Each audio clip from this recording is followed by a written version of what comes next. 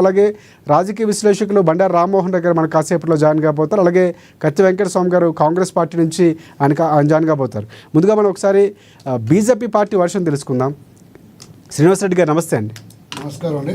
శ్రీనివాసరెడ్డి గారు, ప్రధానంగా ఏంటి అసలు బండి సంజయ్కి ఇస్తే మళ్ళీ బాగుంటుంది అనేటువంటి వ్యాఖ్యలు వినిపించాయి.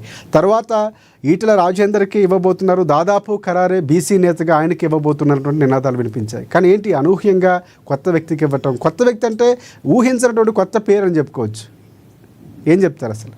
వాస్తవానికి ఈరోజు ఏదైతే భారతీయ జనతా పార్టీ ఏదైతే అగ్ర పార్టీ ఏదైతే ఉందో ఢిల్లీ స్థాయి నుంచి కావచ్చు, ఇలా తెలంగాణలో కూడా గత కొద్ది కాలం నుంచి రాష్ట్ర అధ్యక్ష పదవి అనేది కొంచెంగా క్లిష్టంగా మన విషయం అందరికీ తెలిసిందే.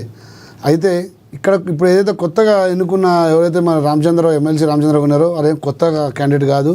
40 సంవత్సరాల నుంచి వాళ్ళు భారతీయ జనతా పార్టీలో పనిచేయడం జరిగింది. పార్టీ బలోపేతానికి అనేక రకాలుగా వాళ్ళు కష్టపడడం జరిగింది.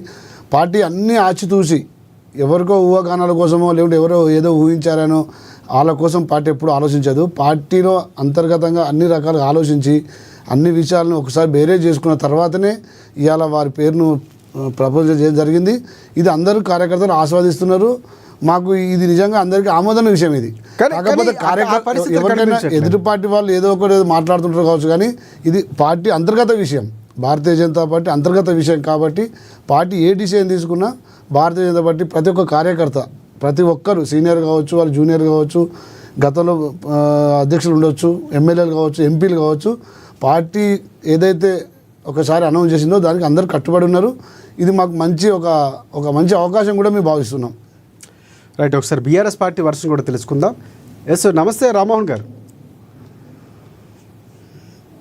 రామ్మోహన్ గారు ఏమంటారు అసలు? అంటే మీ పార్టీ బీసీలకి ఇవ్వలేదని ప్రశ్నిస్తుంది, కానీ ఇక్కడ పూర్తి స్థాయిలో రామచంద్రరావుకి అన్ని అర్హతలు ఉన్నాయి, అవి చూసే ఇచ్చామని చెప్పి బీజేపీ పార్టీ చెప్తుంది. మీరేమంటారు? పూర్తిగా వారి సంస్థాగత విషయం కాబట్టి ఎవరికి అధ్యక్ష పదవి ఇవ్వాలి అనేది వారి వ్యక్తిగత విషయం, అది పార్టీ వ్యక్తిగత విషయం కాదు. బీసీలకు మేము ఇస్తాం, పెద్దపీట ఇస్తాం చెప్పినాను. మరి ఎందుకో ఈ రోజు అగ్రవర్ణానికి మళ్ళీ కట్టబెట్టడం జరిగింది. తర్వాత రెడ్డి నుంచి తీసి బ్రాహ్మణ చేతిలో పెట్టిండ్రు. అది మరి వాళ్ళు ఆలోచన చేసుకోవాలి బీసీలకు ఎంతవరకు న్యాయం చేస్తాం అనేది. ఎప్పుడైతే బీసీ అధ్యక్షుడు కాబట్టి బండి సంజయ్ గారు పార్టీని ముంగలుగా తీసుకుపోయారు పెద్ద ఎత్తున. మరి ఆయన ఎందుకు మార్చిర్రు అంటే ఇట్లే మాట్లాడతారు. శ్రీరాములకి ఏమంటాడు, ఇది మా వ్యక్తిగత విషయం, మా పార్టీ విషయం అంటారు. ఉండొచ్చు, మీ పార్టీ విషయం ఉండొచ్చు, వ్యక్తిగత విషయంలో అందులో మేమేం తలదూర్చుకోదలుచుకోలేదు. మరి రాజాసింగ్ వ్యవహారం ఎందుకంటే మీరు చెప్పే శుద్ధులు అని చూస్తున్నట్టు ఏమంటే కాంగ్రెస్ పార్టీకి ఏం తీసిపోతలేరు. ఇప్పుడు భారతీయ జనతా పార్టీ కూడా ఇంచుమించు కాంగ్రెస్ పార్టీ సిస్టంలోకి వచ్చేసింది. ఇప్పుడు నామినేషన్ ప్రక్రియ అని మీరు చెప్పారు. మేమేమంటారు అంటే గొప్పగా చెప్పుకుంటారు భారతీయ జనతా పార్టీ వాళ్ళు, మేము సిద్ధాంతం, మేము నీతి, మేము నిజాయితీ, మేము ధర్మం అని చెప్తారు. పార్టీలో అంతర్గత ప్రజాస్వామ్యమే లేదు మీ దగ్గర. ఈ రోజు రాజాసింగ్ గారు చెప్తా ఉన్నారు, ఆయన 3 సార్లు ఎమ్మెల్యే గెలిచిండు, పూర్తిగా హిందుత్వం వైపు పనిచేస్తా ఉన్నాడు, గోరక్షణ చేస్తా ఉన్నాడు, పెద్ద ఎత్తున ధర్మజాగరణ కొరకు పనిచేస్తున్నాడు, పలుమార్లు జైల్లోకి పోయిండు. మరి రామచంద్రరావు కూడా సిద్ధాంతపరమైనటువంటి బేస్ ఉన్నది.